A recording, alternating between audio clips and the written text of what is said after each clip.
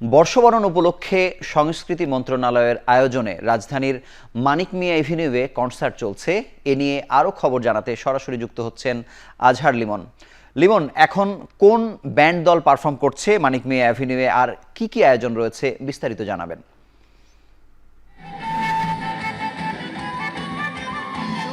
বলতে চাই যে এই মানিক মিয়া এভিনিউয়ের সামনের পরিস্থিতি কিন্তু ভরপুর জমজমাট, পুরোটাই জমে উঠেছে।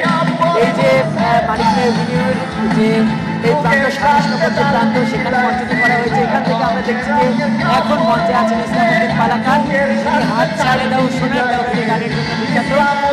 তিনি এখন মঞ্চে পরিবেশনা করছেন এবং দেখছি যে দর্শকরা, এই দর্শকের সারি এখান থেকে একদম ইসলামের হাসপাতাল পর্যন্ত ঢুকে চলে গেছে। তারা উচ্ছ্বাসে এই বর্ষবরণের দিনকে যে যেভাবে পারছে তারা কিন্তু এটা উদযাপন করে নিচ্ছে এবং সেই সঙ্গে এই তারকারা আছে, এই গায়করা শুনতে পাচ্ছে। কিছুক্ষণ আগে এখানে বিদ্যুৎ চক্র পঞ্চমাতারের দর্শকরা কিন্তু তখনও বেশ আনন্দ করেছে। শুরুতেই গিয়েছেন যে আমার দেশের মাটি তোমার পরে ঠেকায় মাথা, বিদ্যুৎ চক্রের ওই বিখ্যাত গান গিয়েছেন যে সবচেয়ে বাড়ি। এছাড়া ওরা দেখে যে আমিনা মায়ের কোলে, সেই গানের আছেন। তো এই যে এত মানুষ, তাদের সঙ্গে কথা বলেছেন আমাদের সহকর্মী তৌহিদুল ইসলাম তারিক। আপনি তো তাদের সাথে কথা বললেন। এই অনেক মানুষ এখন মোটামুটি আমরা দেখছি যে একপাশে সড়ক ভরে গিয়েছে। কি বলছে তারা এই আজকের আয়োজন সম্পর্কে? লিমন, আপনি যে বিষয়টা উল্লেখ করলেন যে এখানে যে বেলা বাড়ার সাথে সাথে মানুষ যেভাবে জমছে, তাদের একটাই কথা যে গণ অভ্যুত্থানের পর আমি তাদেরকে প্রশ্ন করেছিলাম যে আসলে এটা কেন আপনাদের কাছে খুব বিশেষভাবে উল্লেখযোগ্য, কেন এত বেশি আনন্দ আপনাদের মধ্যে। তারা এটাই বলছে যে গণ অভ্যুত্থানের পর প্রত্যেকটা উৎসবই তারা মনে করছে যে এটা তাদের কাছে খুব বেশি আপন, তারা খুব বেশি উন্মুক্তভাবে এখানে অংশগ্রহণ করতে পারছে। এই বিষয়টা তারা আমাদের সাথে শেয়ার করেছে। একই সাথে আরেকটা বিষয় বলছে, আমরা দেখেছি যে অনেকে তাদের আপনজন। আপনি কি কারো হাত ধরে আছেন?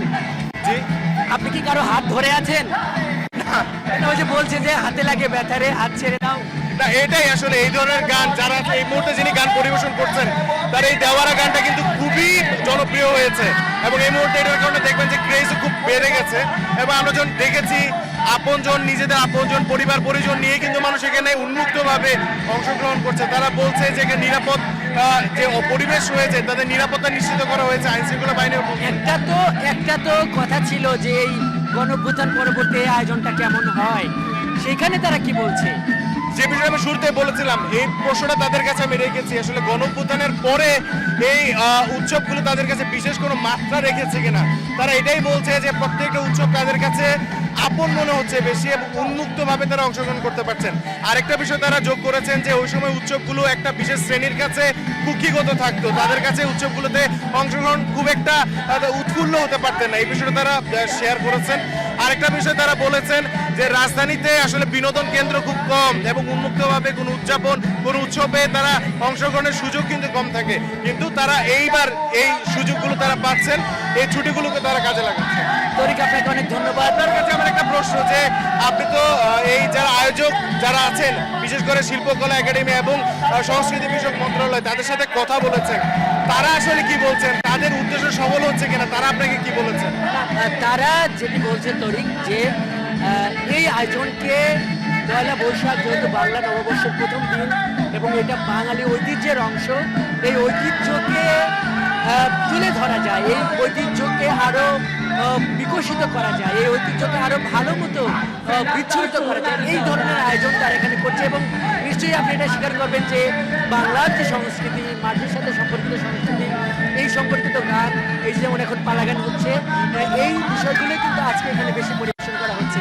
এবং আরেকটি বিষয় যেটি আমরা দেখছি যে যেহেতু বাংলাদেশের জন্য বাংলাদেশের অভ্যুত্থানের পরের যে সব থেকে বড় ঘটনা, একটা স্বৈরাচারের বিদায় হয়েছে, সেই জুলাই আন্দোলনকে কিন্তু এখানে নানানভাবে প্রযুক্ত করা হচ্ছে। এবং জুলাই আন্দোলনের সময় যে একজন শিল্পী বাদশা, তিনি কিন্তু শহীদদের জন্য গান গেয়ে ভাইরাল হয়েছিলেন, জনপ্রিয় হয়েছিলেন, তারাও কিন্তু এখানে গান গাইবেন।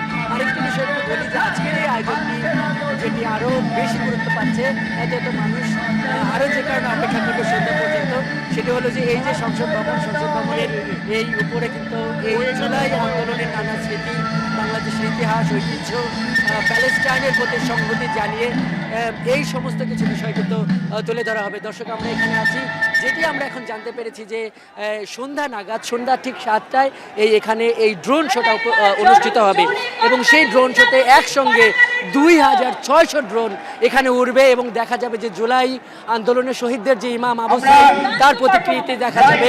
এখানে নারী জাগরণের দৃশ্যপট এখানে আঁকা হবে, চীন বাংলাদেশের ঐতিহ্যবাহী বন্ধুত্ব চিত্র এখানে আঁকা হবে, যেহেতু তারা এটা সহায়তা করছে, এবং আল-আকসার ঐতিহাসিক সংগ্রামের প্রতি ঢাকা যে সমর্থন, সে বিষয়গুলো কিন্তু এখানে তুলে ধরা হবে।